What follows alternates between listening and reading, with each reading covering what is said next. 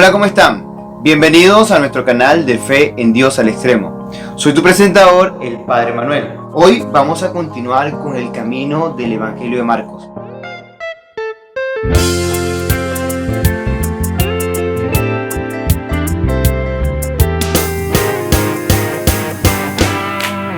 Estamos en el 12 de enero, también en el tiempo ordinario.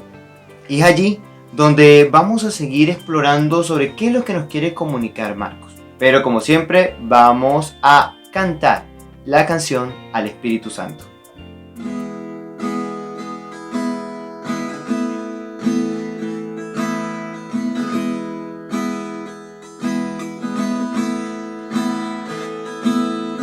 Ven Espíritu Santo, ven y lléname de ti, ayúdame a comprender, llena todo mi ser. Ven Espíritu Santo, ven y lléname de ti, ayúdame a comprender, llena todo mi ser. Ven Espíritu Santo, ayúdanos a comprender que el camino de un cristiano es el camino de la cruz, el camino de autoridad y a la vez que expulsa demonios, pero un camino que va en contra del mundo. Ven Espíritu Santo y ayúdanos a comprender con todo el corazón lo que hoy nos quieres decir en la palabra de Dios. Amén. Vamos ahora a tomar el capítulo 1 del versículo 21 al 28 del Evangelio según San Marcos. Dice así: Llegaron a Cafarnaúm y Jesús empezó a enseñar en una sinagoga durante las asambleas del día sábado. Su manera de enseñar impresionaba mucho a la gente, porque hablaba como quien tiene autoridad y no como los maestros de la ley. Entró en aquella sinagoga un hombre que estaba en poder de un espíritu malo y se puso a gritar: ¿Qué quieres con nosotros, Jesús de Nazaret? ¿Has venido a destruirnos? Yo sé que tú eres el Santo de Dios. Jesús le hizo frente con autoridad: cállate y sal de este hombre. El espíritu malo revolcó al hombre en el suelo y lanzó un grito tremendo, pero luego salió de él. El asombro de todos fue tan grande que se preguntaban unos a otros: ¿qué es esto? Una doctrina nueva. ¿Y con qué autoridad? Miren cómo da órdenes a los espíritus malos y le obedecen. Así fue como la fama de Jesús se extendió por todo el territorio de Galilea. Palabra del Señor.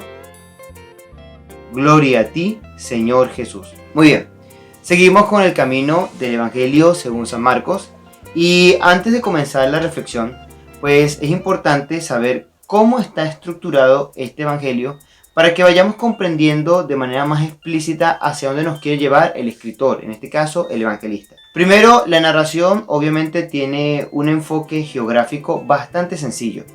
En estos primeros capítulos nos vamos a encontrar a Jesús en Galilea, desarrollando y anunciando el reino de Dios y diciéndonos cómo es ese reino de Dios. Luego, al final del Evangelio, a partir del capítulo 11 hasta el 16, vamos a estar ubicados en Jerusalén, donde el Señor va de alguna manera a ser crucificado por las cosas que está haciendo, por proclamarse hijo de Dios y por ser considerado como un blasfemo ante los doctores de la ley y aquellos que se creían dueños de la religión o dueños de Dios en aquel momento. Entre el capítulo 8 y el capítulo 11 hay un camino, el camino entre Galilea hasta Jerusalén. Eso lo ubican el capítulo 8 y el capítulo 10. Entonces, tenemos tres momentos geográficos. Los primeros 8 capítulos, Jesús está en Galilea, mostrándonos cómo es el reino de Dios y quién es Él. Luego tenemos del capítulo 8 al capítulo 10, donde Jesús va camino hacia Jerusalén. Y del 11 al 16, Jesús está en Jerusalén. Ahora, el Evangelio se desarrolla de la siguiente manera. Primero, tenemos que irnos al versículo 1 del mismo Evangelio de Marcos. Este dice: Comienzo de la buena nueva de Jesucristo, Hijo de Dios. Eso quiere decir que ya de entrada nos dice cuál va a ser la conclusión de este libro. Que descubramos en el camino desde Galilea hasta Jerusalén que Jesús es el Hijo de Dios. Y los actos que haga este Hijo de Dios son los que nosotros tenemos que de alguna manera como que asumir, como que llevar a nuestra vida. Pues esos actos son los que nos llevan a nuestra salvación, porque Él es reino, porque Él es evangelio, como lo decíamos ayer en la reflexión. Muy bien, para entender el camino en Galilea, todo el camino de Galilea, del capítulo 1 al capítulo 8, se va a desarrollar en ¿quién es Jesús? ¿Quién es Jesús? Entre el camino de Galilea hasta Jerusalén, es decir, del capítulo 8 al capítulo 10, ¿qué significa que Jesús es el Mesías? Y luego, cuando está en Jerusalén, cómo se convierte Jesús en rey Mesías. Es un modelo de contradicción el que utiliza Marcos y también un modelo dramático porque, como les he dicho todos estos días, en Marcos está como el Jesús más humano. Los discípulos, las personas, el pueblo esperan a un Mesías rey que los va a librar del imperio romano, que les va a librar de todas las autoridades y que va a ser una persona violenta que con la violencia va a intentar solucionar todo. Lo único malo es que los primeros 8 capítulos, cuando Jesús sale, es bautizado, el mismo Dios Padre nos dice que Él es su Hijo amado, luego Él llama a sus discípulos y el pueblo están observando cómo es el Mesías, y la sorpresa que se llevan es que enseña con autoridad y que predica la conversión. Y entre los elementos del Mesías, pues que cura, que libera de los demonios y también que perdona los pecados, que es lo que consideran una blasfemia. Esto lo vamos a ver durante todo el capítulo del 1 al 8, que va a ser la jornada de Jesús en Galilea. Ahora, vámonos a el Evangelio de hoy. En el Evangelio de hoy, Jesús está llegando a Cafarnaúm, lugar donde se encuentra con sus discípulos, y generalmente frecuenta la sinagoga. La sinagoga es un lugar posexílico. Recordemos que el pueblo de Israel había sido exiliado hacia Babilonia. Entonces, como no tenían al templo de Jerusalén para rendir cultos, pues hicieron pequeñas capillas, pequeñas sinagogas para que ellos comprendieran la palabra de Dios. Ahí se oraba, se hacía la lectura de la palabra de Dios y se explicaba. Jesús ya estaba en edad para explicar la palabra de Dios. Ahora, no nos dicen ningún contenido, pero lo cierto es que no hay contenido en la predicación de Jesús, por lo menos el Evangelio de Marcos no lo expresa, pero lo cierto es que la gente quedaba sorprendida, y es que no era como los doctores de la ley. ¿Y cuál era el esquema de los doctores de la ley? Pues bueno, ellos se basaban en Moisés, se basaban en esto, se basaban en lo otro, o sea, tenían muchas fuentes y al final ellos mismos no cumplían con todas esas normas que imponían. Ahora Jesús tenía algo distinto, o sea, cautivaba, así como lo hizo con los primeros discípulos, que nada más los llamó y se fueron hacia donde él estaba. Bueno, así también la gente queda cautivada, o sea, se emociona al escuchar la palabra del Señor, habla con autoridad y luego comienza el primer milagro de Jesús.